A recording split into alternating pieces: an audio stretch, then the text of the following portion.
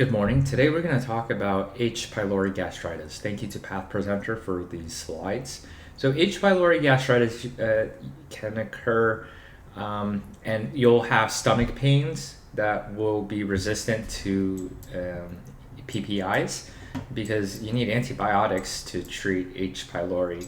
And so the endoscopist probably went in this patient's stomach and noted erythema, especially most marked along the antrum, and got biopsies. So here are biopsies of the stomach.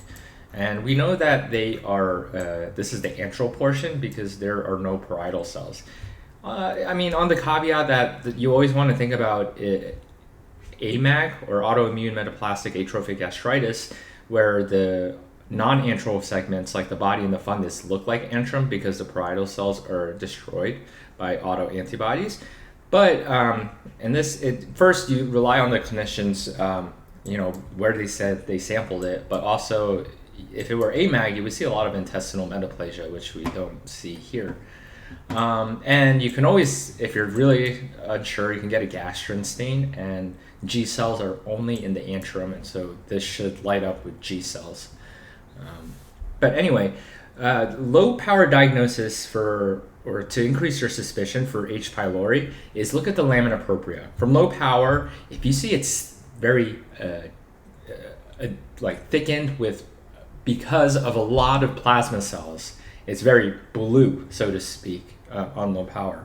You want to keep your spider senses up for H. pylori, and maybe lower your threshold to get an H. pylori stain. So here, it's not the most marked amount of plasma cells that I have seen with those with H. pylori gastritis, but they are there.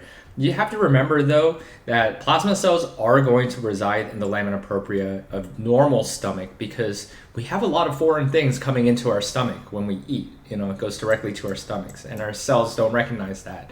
So there are plasma cells, that's normal. What's not normal is if you have like 5 plasma cells holding hands, like touching each other. That's at least mild gastritis.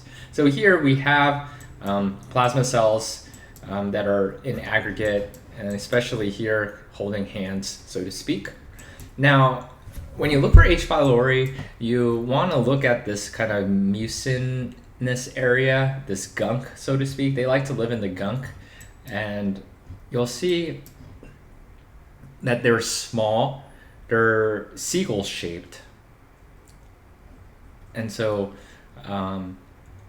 here we just have a whole football team or soccer team's worth of H. pylori here, but they are small. To connect it with blood bank, H. pylori gastritis, H. pylori has an antigen that mimics the Lewis structure of our cells, and the Lewis structure is also on the gastric epithelium, and this antigen that's on the H. pylori that mimics Lewis allows it to bind and stick to the gastric epithelium. So here's one right here. Let me see if I can draw. There's one right there, and there's a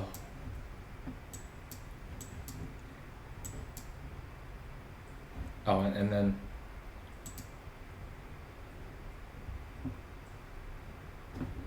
there's one right here as well, and then there's just so much here that it's just really hard to appreciate the individual seagull shapeness.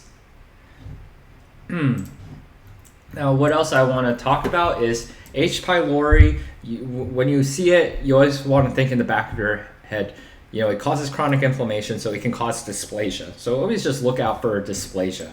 It can also cause maltoma. So in that case, you'll see a lot of lymphocytes, and you'll see lymphoepithelial lesions where the glands will be consumed by lymphocytes.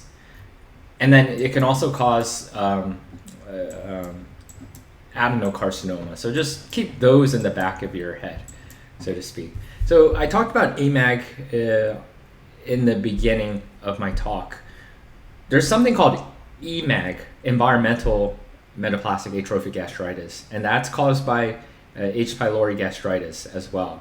So you would see a lot of intestinal metaplasia, and the most common difference between AMAG and EMAG is location. You might say, isn't it H. pylori that's the big difference?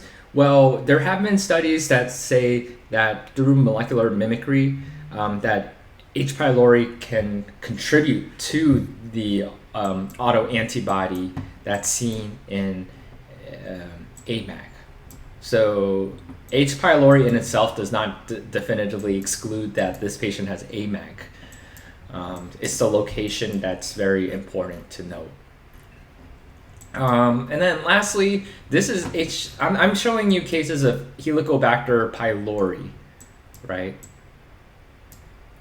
And there is something called Helicobacter helmanii.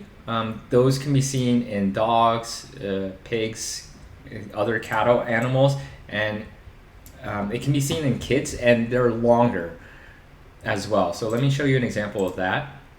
So here you can see how much longer it is. It's not seagull shaped. It's a very kind of like squiggly, like a pasta shaped kind of structure. So that's just Helicobacter helmanii, just to keep in mind. So, all right. Well, I'll see y'all